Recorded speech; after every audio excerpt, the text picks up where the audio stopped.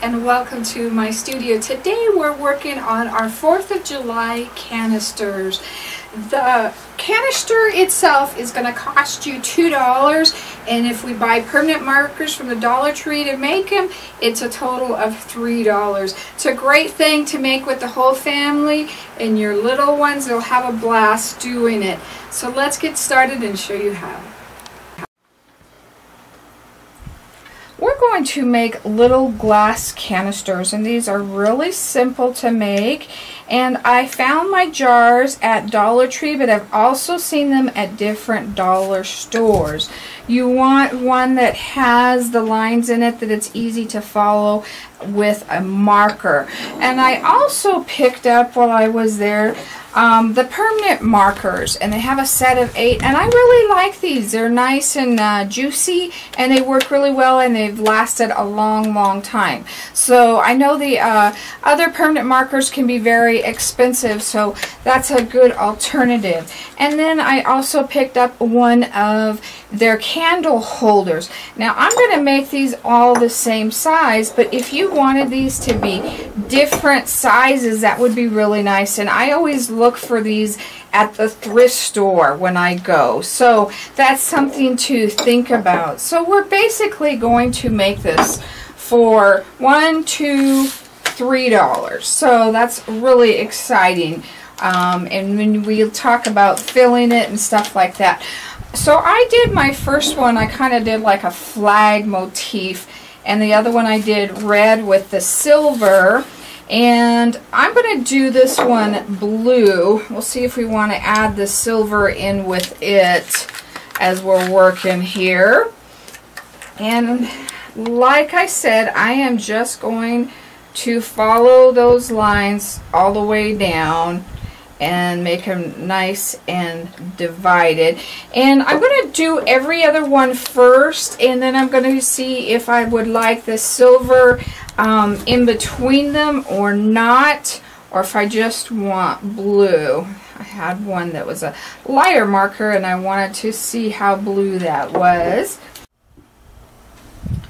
So I decided to do a continuous blue line and keep them going around the pattern that's already on the jar.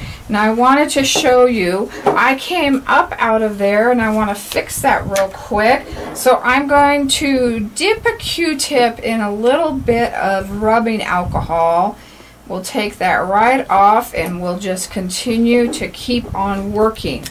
Another trick is, if you want your lines a little bit darker, just come back over them one more time, and that'll help darken those right up. So I'm just going to continue going up and down all the way around our little jar.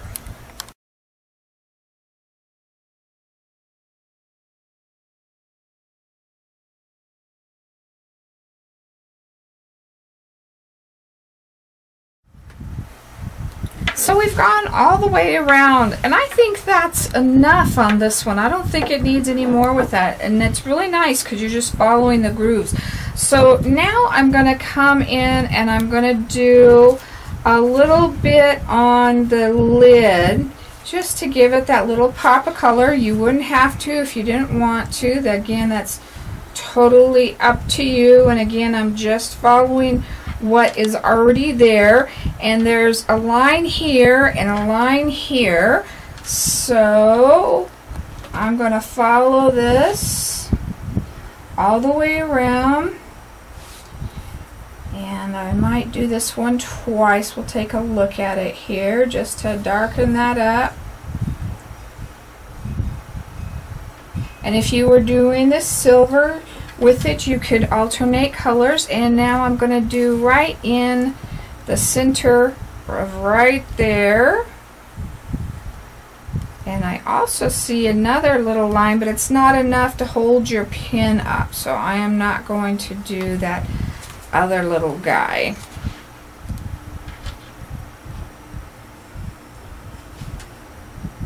And we've done him all the way around. So on this guy, I didn't put any on the bottom. I thought it had enough color focused up there. And this one, I put a lot of color, and I also put silver stars in the middle, and then tried to just run the red to give it more of a flag look. So I'm going to go ahead and fill some in. And what I'm going to do again is I'm just going to follow the pattern of the candle holder, and I think I'll probably come in and fill some of these with solid color in certain areas just to help them stand out that much more. But I'm just going along the top of the ones that stick out. Now we've got a ridge here, and so I'm probably going to color that in, and then we've got one right here. I would do all the outside ones before I came back and colored these, but I just want to show you. And I would color that guy in.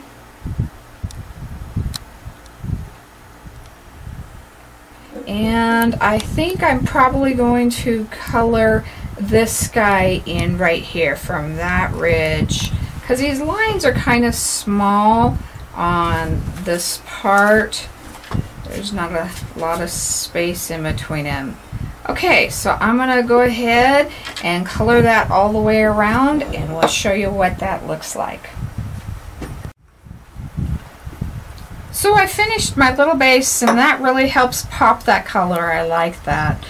Some of the other fun things you could do is wrap some garland around right here in the lip, and that will even give it more of a festive feel. Or the star garland like we've got back over here, and you could do a pile of that and just twist that around and then twist it around a pencil so that that would show. And there's all kinds of fun things that you could put in it. You could put candy in it, you could put some fireworks in it. I have some star candles we'll check out here, see how that goes with our colors, but all kinds of different things. Some of my other ideas I was thinking of, we could even put some garland in there, and I also have some star lights, battery operated, that I could put in there if you wanted to decorate it. Think Christmas ornaments as well. Any of your Christmas ornaments that are red, white, and blue you can use. And I also have like the fillers that you use in the flower arrangements, so those would be really cute in there as well. So whatever you want to do, or you can leave them empty, that's okay too. I have some really pretty red woven, I don't know what they're called, berries, but they're made out of reed Christmas ornaments and that, and I really think that's pretty. That kind of sets that off. So the last thing we're going to do on this project is I'm going to turn it upside down, and I'm going to be using E6000, and we do carry E6000 and the key. I love the key. Otherwise, you're always messing with it, trying to get it pushed up at miriamjoy.com. And we're just going to put the E6000 just on that very edge. Doesn't take a whole lot. And then I'm going to just flip it on top and just make sure we kind of center that and push that down, and it will dry in a few hours, but it tells you to let it cure for 24, and that is it. Isn't that nice and simple, and something you could have the kids help you with and just have lots of fun. Thank you so much for joining me today. I'd love to see pictures of your projects. You can always email me at art@miriamjoy.com. If you ever have a question, I'm there to help. Have a safe and happy 4th of July. God bless.